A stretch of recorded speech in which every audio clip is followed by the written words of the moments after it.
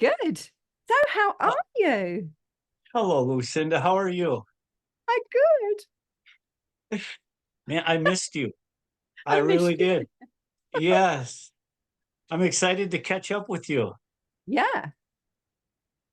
So, talk to me, my friend. What's the latest, greatest in your world? Let's, Uh, the no, I'm latest saying, greatest. good God, my apologies. I had a little joke I was going to add there, but go ahead.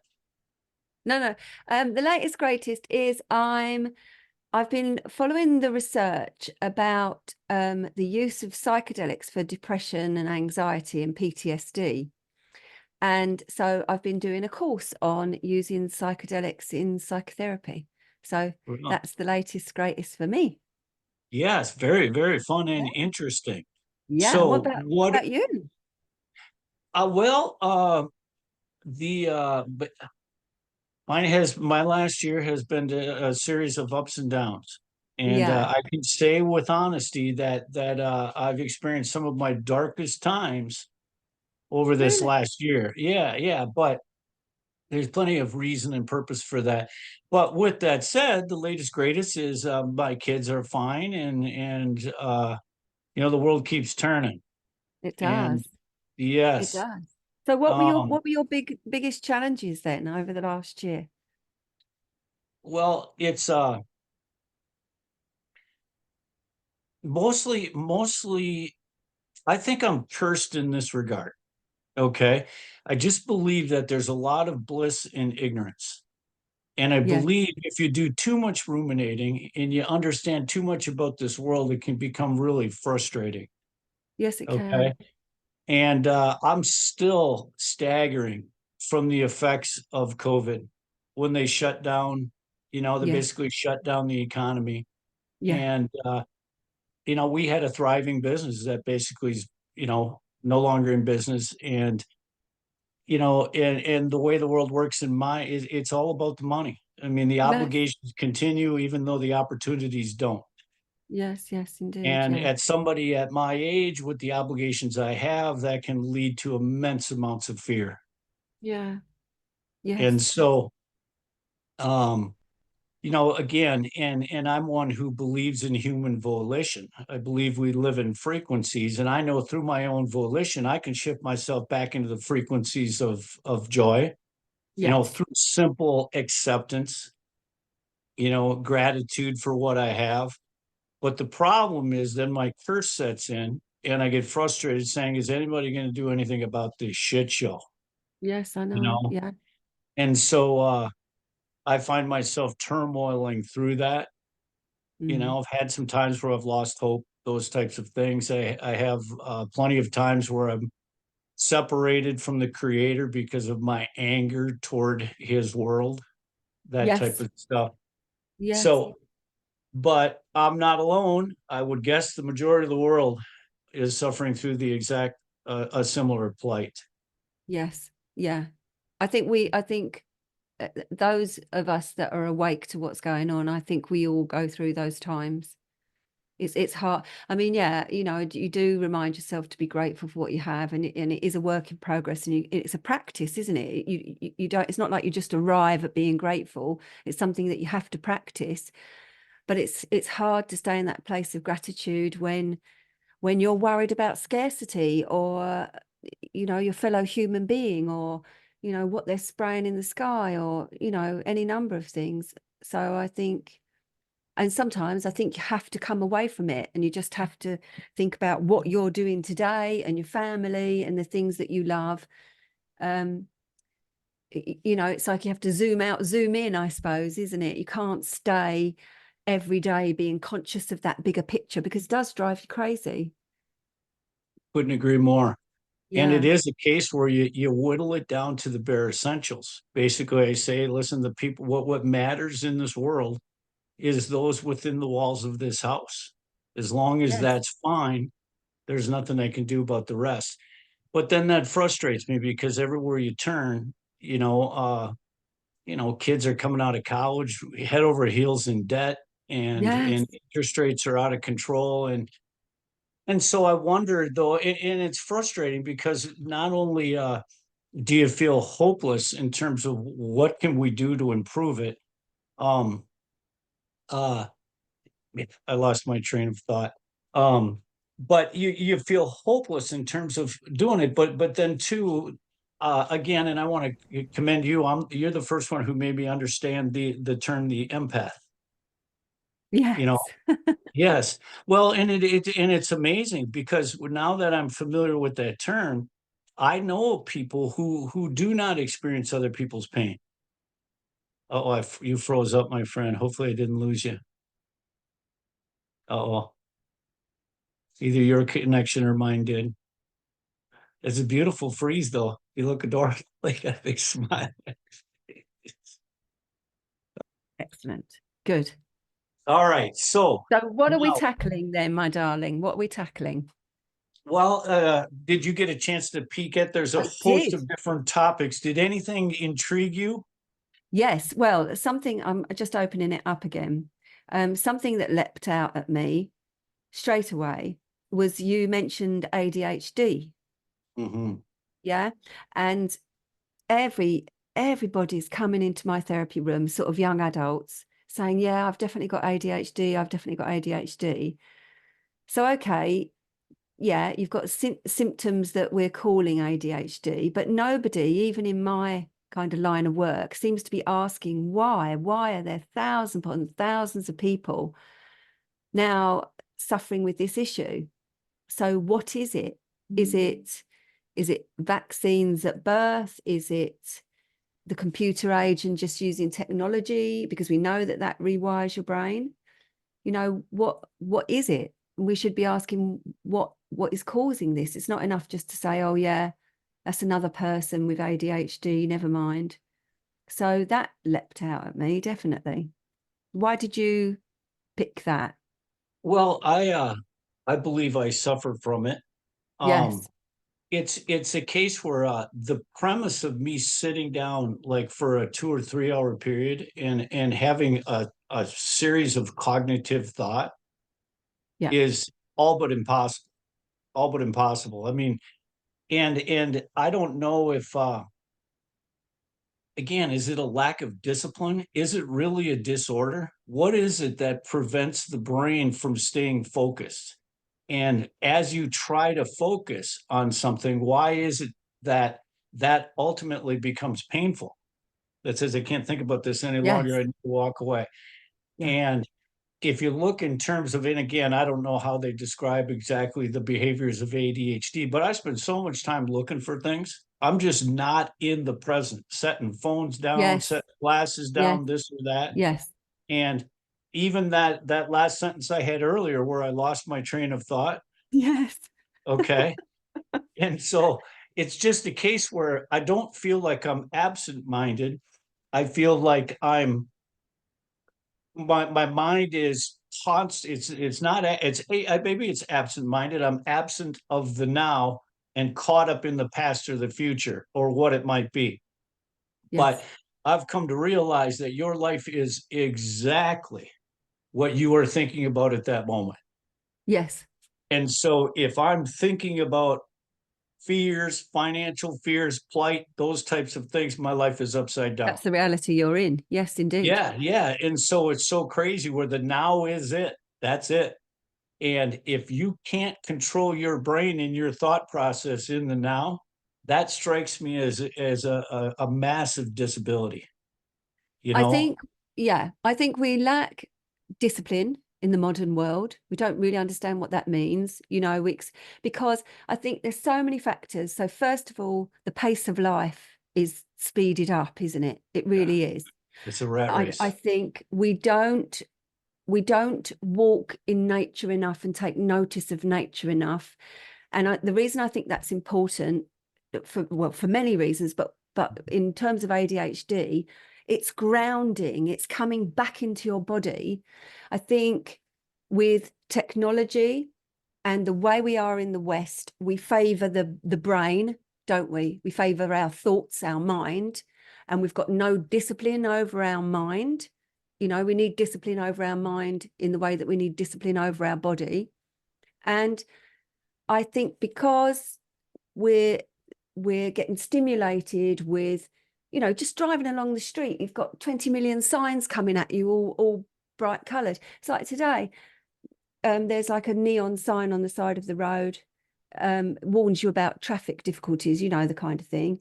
Mhm. And it says, it's more or less saying nothing to report. Well, why do we need a sign saying there's nothing to report? Just leave it blank. So all the time we've got this stimulus, and we become just a kind of brain on a stick instead of being aware of our bodies.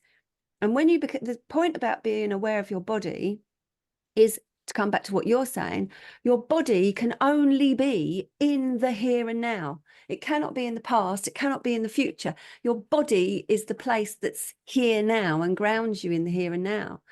So I could waffle on about that forever, but that's the first thing that strikes me. I think discipline, too much stimulation, and just not being in our physical bodies. Everything's thought. You see people walking along the road, don't you, just staring at their phone? They're just not in the process of walking along the road. They're somewhere else in their mind. Absolutely. Yeah. Absolutely. And the problem one of how do we reconcile this with a benevolent, unconditional, loving creator? How do you reconcile the plight on this planet, deficiencies like ADD? I mean, I've got this saying, and it might be blasphemous, but I truly believe that your average human being on this planet suffers more in 1 month than Jesus did his entire life. Now Jesus' last 3 days were not good, but the plight on this planet, and a lot of this stems from me driving Uber. I mean, I gave over Yeah. 2,000 rides. Yeah, and I just that was such a witness to the plight. I mean, hauling single moms, taking Ubers to drop off their child at daycare, and then I'd take them over to Walmart, where they're going to work for 10 hours, Uber back to get their child and go home. For And barely it's any money. no, yeah, not even Yeah. enough again, in the Yeah. way it's set up now, if you look at, and this leads to some of my frustration here, is because if you look at the job market after COVID, they've really whittled it down. COVID meant that they got rid of everybody who was unnecessary. Yeah, Okay. exactly These right. people, yeah, and now these people are coming back into the workforce. And companies like Amazon, trillions of dollars, okay, their drivers are out there going, 10-hour shifts, 200 deliveries a day, and they're making $20 an hour. So when that's all said and done, that doesn't afford the cost of living. You walk in and you know what the price of groceries and gas and especially rent and interest rates and all those things. So it's just a scenario where it's just completely it's unjust. Mm. It is. And I get frustrated because I don't see any saviors. I see our political system where both, in the case of America, both parties are inherently corrupt. There's nothing they can do to repair themselves from the inside.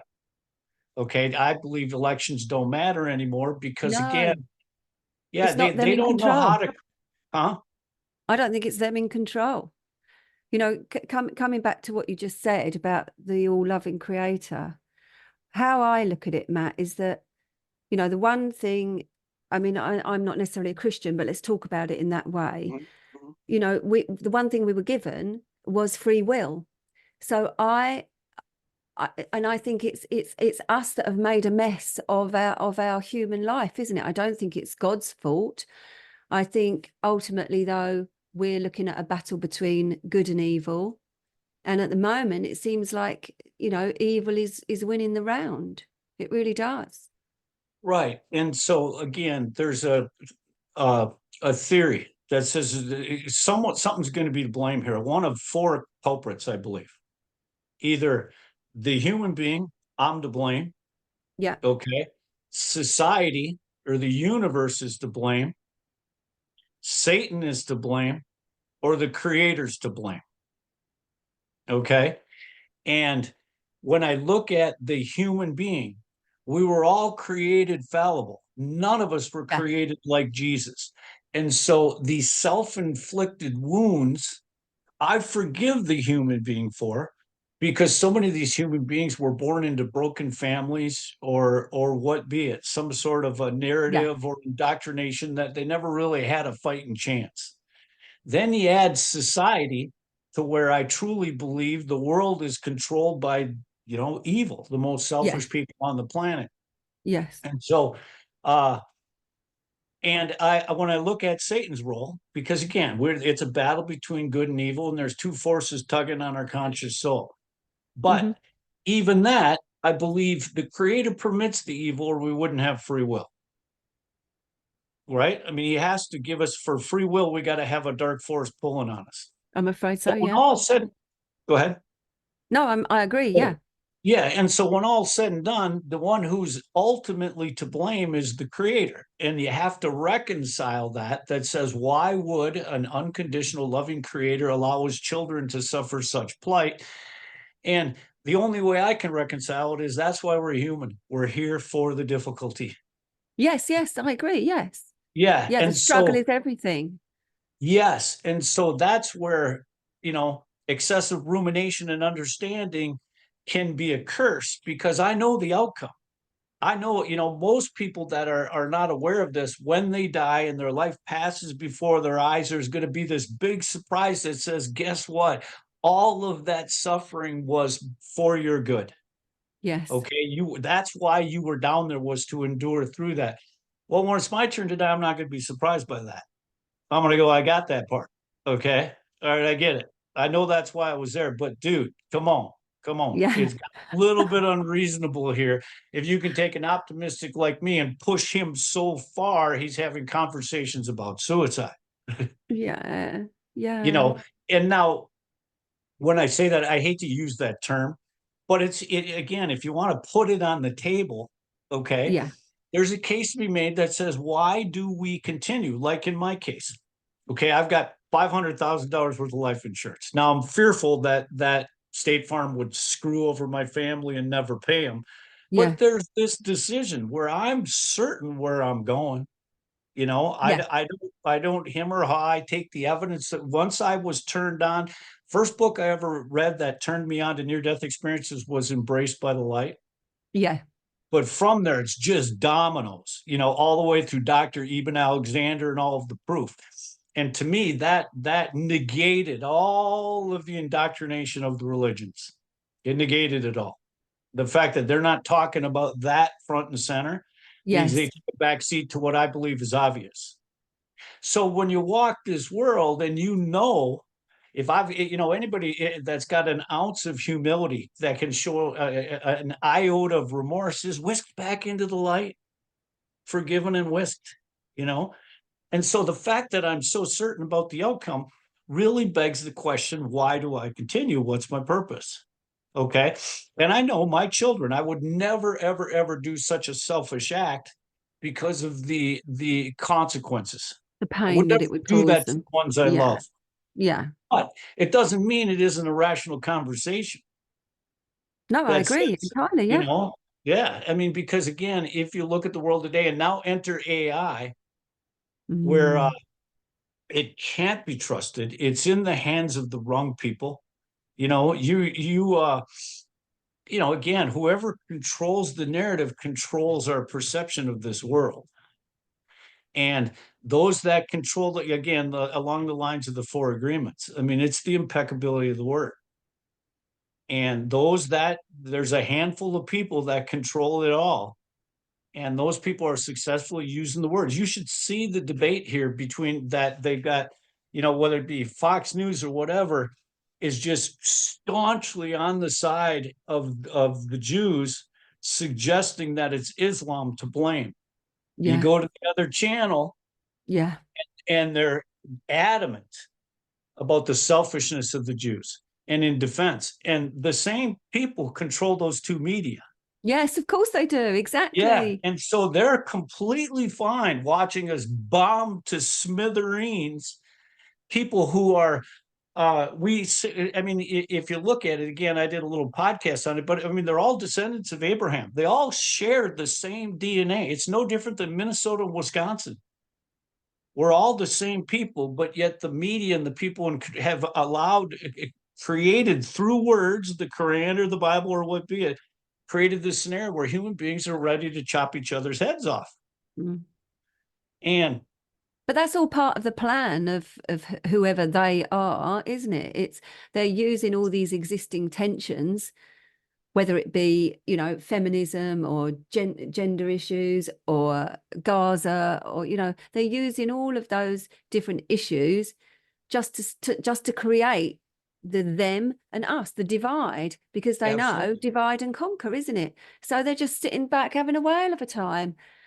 So, you know, I nearly fell out with a very good friend of mine the other day because he wanted to talk about the trouble in Gaza, and I really haven't bothered myself with it. And I don't mean to sound disrespectful of the people that are suffering, but I thought, what's the point? What's the point in entering that argument? Because it at the top of the pyramid, it's all the same, isn't it? It's just another manifestation of the beast. And if you chop that head off, it will just turn up again somewhere else. So there's no point in us entering into all this infighting. Ridiculous, Couldn't absolutely agree more. ridiculous. And so where do you see the so here's a little exercise I like to do. Yeah. That says again to elevate our minds up above the disagreement on planet Earth. Okay. Yes. And it's a super simple exercise. I basically like to use the Star Wars analogy. Okay. Because now, can we have an intelligent conversation with somebody who denies the existence of UFOs? Can you really have an intellectual conversation with that person if they've scrapped that evidence? I don't think so. I don't I think don't so think either. so. Okay. Yeah. So, given that's a reality, okay, it's simple. If you elevate yourself up to that of Luke Skywalker and Darth Vader, you know, again, Darth Vader represents the empire of evil. Luke Yes. Skywalker represents the rebellion and freedom. If we can't be from that level and look down on the planet and identify who is the empire of evil, who's the empire of evil on this planet? And it's interesting. I ask a lot of people that. Usually the answer is the American government, you know, but they don't, nobody knows who we're fighting. No, nobody knows who they are at the top of the pyramid. I mean, You, you know, you mentioned UFOs. Are they even human? Don't right, know. right. And so the reality of it is, if you're going to elevate your mind up above the fray, okay, there is an empire of evil on this planet. It's those who are in control, and we use names that we're afraid to use because it leads to censorship. But the name we use for it is called central banking. It's Yeah. the money supply. It really is. You know, these Yeah. people are politicians, are all bankers. Everybody that's rich, I mean, basically they're bankers. And if you look at the way a bank makes its money, the fact that it can discriminate says, hey, you're poor, you've got bad credit, you pay 8%, you're rich, you don't, you pay 1%. It's literally every 30 days, the whole world lines up and cuts their checks back to the banks. Mm. And we're enslaved to them. Yes. And but it is these people who control the money supply that control the planet. Yes. Okay. And so that means that your Democrat Party, your Donald Trump, your Republican, these are all pawns. Yes. Yes. Of They're all course. Of pawns. course. Yeah, yeah. Okay. So when you do that, now it's easy to see. Again, if we're at that height looking down from a spaceship, now you enter the logic of the four agreements. Okay. Are you familiar with that book? Yeah, we spoke about it, didn't we, before? But just say, because if people are watching us, they might not. So just give a quick rundown of what the four Okay. agreements are. Yeah. Yeah. So the four agreements is basically it's logic that can't be denied. And it's simply saying, have you ever seen the movie The Planet of the Apes? Yes. Gosh. Yeah. Okay. Years ago. Yeah. Okay, so that holds true. It's saying that the way this physical energy that Einstein proved is nothing but an illusion. Okay, if you're the size of an electron, even the inside of a diamond is nothing but space and little bits of Yes. energy. So we're just perceiving this. And what the Four Agreements is saying, what separates the human being from all other life is our ability to use the spoken word in symbols. So the Planet of the Apes is accurate. You give the apes or the penguins the ability to speak, they can manage the energy as well. Okay.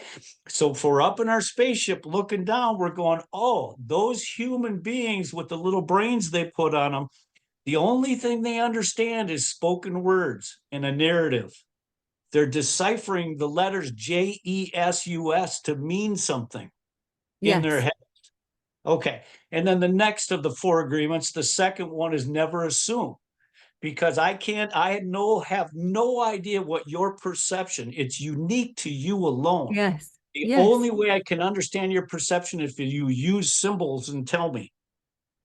The next agreement is don't take it personal. That's the other way street. Okay. And then the final agreement is saying, now that you know how to manage this energy, do your best. Yes. Okay. Yeah. So simple logic that the last time I had a conversation about the four agreements, that premise was in the middle school. They were teaching the kids. Okay. Okay. Which is good. My kids understand it. Listen, the way you manage this energy is going to be the words you use. If you keep saying, I want to be president, I want to be president, you will manifest that self through your Yes. work. Okay. Yes. So that's the simple logic. Now, if we're up with the Star Wars and we're looking down, we're going, look at the human beings fighting each other. Okay, it all comes down to the words. All of this side of the world was born into the world with the words of the Quran. These people have, and so it's so simple to understand why we see the world differently. We've been Yes. indoctrinated and dogma and all these types of things. But trust me, the powers that be, the central bankers, they've read the four agreements. They know what they're up to. Okay. Now, the next step in the logic is George Orwell. Okay. George Orwell wrote two books, Animal Farm in 1984. And in Animal Farm, there's a misunderstanding. Oh, meeting will end in 10 minutes. Okay. Oh, But anyways, what George in Animal Farm, people think it was the animals who, the book was that the animals had a revolution because they got sick of working and the farmer gets the money. That wasn't the point. George Orwell's showing the kid, he's like, wait a minute, look at the way the narrative can be manipulated to create a false reality. yeah. And then in 1984, he simply shows what happens on a global scale, when the wrong people control the narrative. And so in my world, those couple pieces of logic right there is all the world needs to lead us to the Great Awakening. Going, hey, we're being lied to, man. Anybody Yeah. that doesn't recognize we're being lied to is asleep. Yeah.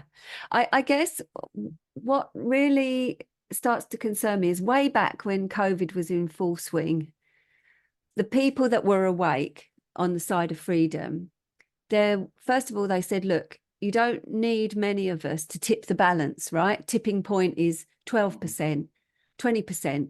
But what worries me is there are so many more awake people now, and still the balance hasn't tipped. And so that's what worries me. Why do you think the balance hasn't tipped? Or what do you I think don't the outcome know. is? Well, I can I think, speculate if you want. No, go ahead. Go ahead. well, I think we all have to be united, don't we? So, what makes an army? It makes it's an organized coming together of people. Don't get me wrong, I'm not advocating violence at all when I say that, but You're an just army is only, advocating unity on behalf of freedom. That's not violence. yeah, okay. So Yeah. but that's exactly it, isn't it? We're power in numbers, and that's why they want to divide us all, is because they know that.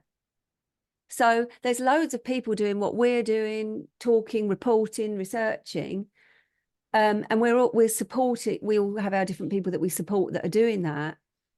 But even so, even with all that awareness, we're not coming together as a united force, are we? No. And I believe there's good reason for that.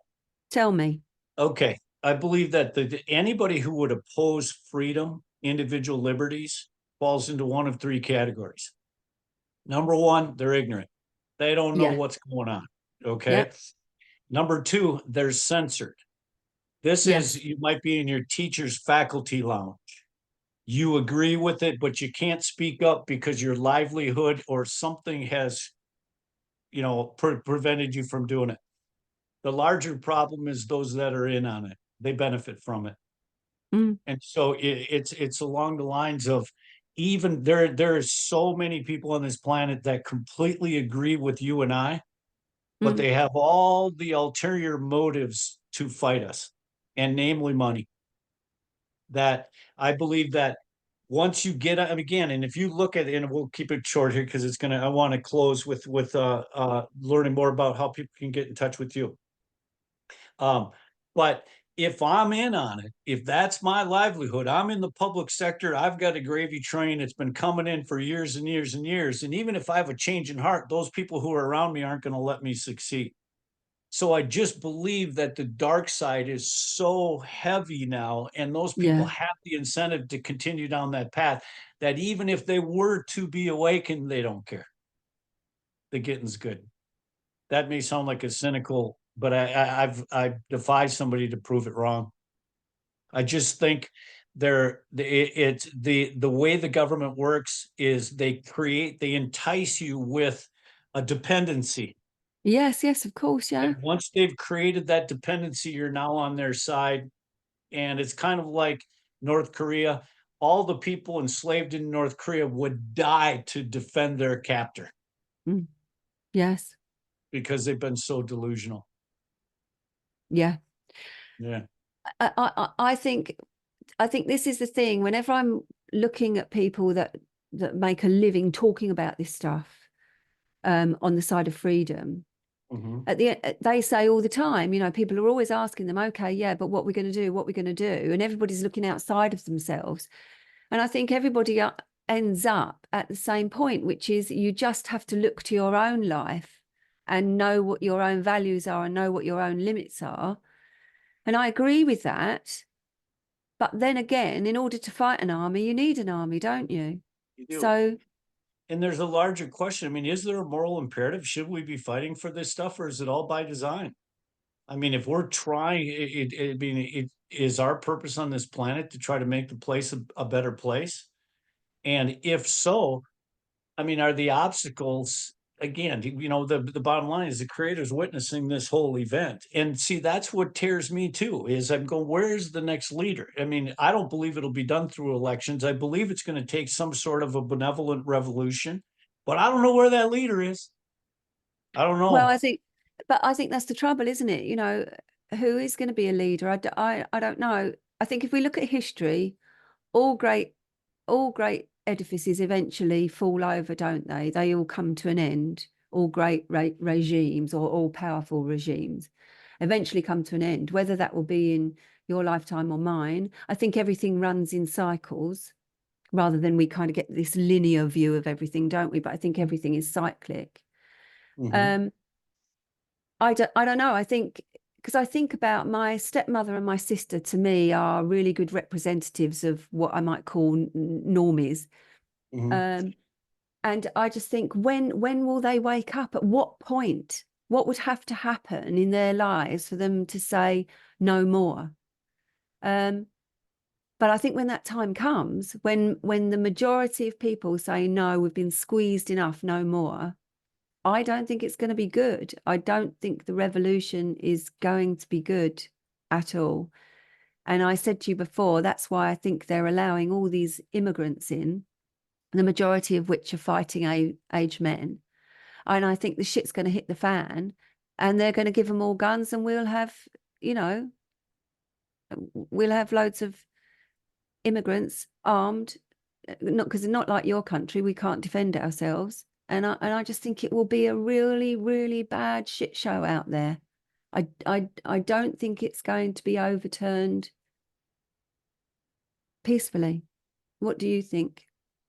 I'm with you. I'm with you because I believe the wrong people control the narrative, and they'd love nothing better to witness a bloodbath between the Yeah, people, you yeah. know. But I do believe that a leader will surface, and I believe that might be you and I.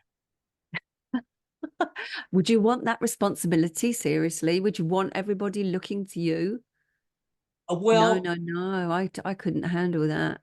the beauty is that you won't last on the planet long if that's your, Yeah, I agree. I agree, but I don't it's just difficult for someone like me and you to sit back, watch it unfold. And then again, when I whittle it down to just my family, I feel like some sort of a cop out that God's got a larger plan for me. Mm, And that churns inside me. And I don't know. All I know is I'm gonna chase down this path with you. And I think that again, just these types of conversations, this is super pertinent stuff, I believe. mm. And it only takes 1 out of 1,000 to care. And so, but anyways, this is going to cut us off here real close. So talk to me a little bit here. I'm going to put a link to the video on my website. That's under construction. We're moving in the right direction with some of the things I was proposing to you. Mhm. Um, but in finish, I mean, do you want to talk a little bit about how somebody might get a hold of you, or I don't know how you end these things? Yeah, really, I Final guess thoughts. I guess really what I'm enjoying promoting about myself at the moment is just my podcast. So that's on a platform called onevsp.com, and the podcast is called Talking Tea Leaves. And I Mm-hmm. have all sorts of conversations about spirituality, really, mainly, um, philosophy and psychology, really. But the concept is that we've just met in a tea room, because I love tea.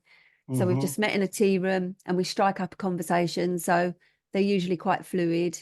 Nothing's really planned. Bit like you and I coming on today, you know. Mm-hmm. And I love it because I get to talk to some really, really interesting people. And some are quite known and other people are just not. It's just, Joe blogs like you and me. Mm-hmm. Um, Mm-hmm. but yeah, that's what I'm really enjoying doing now. But in what platform is it on again, so we can find it? On I've seen on a couple of them and I absolutely love them.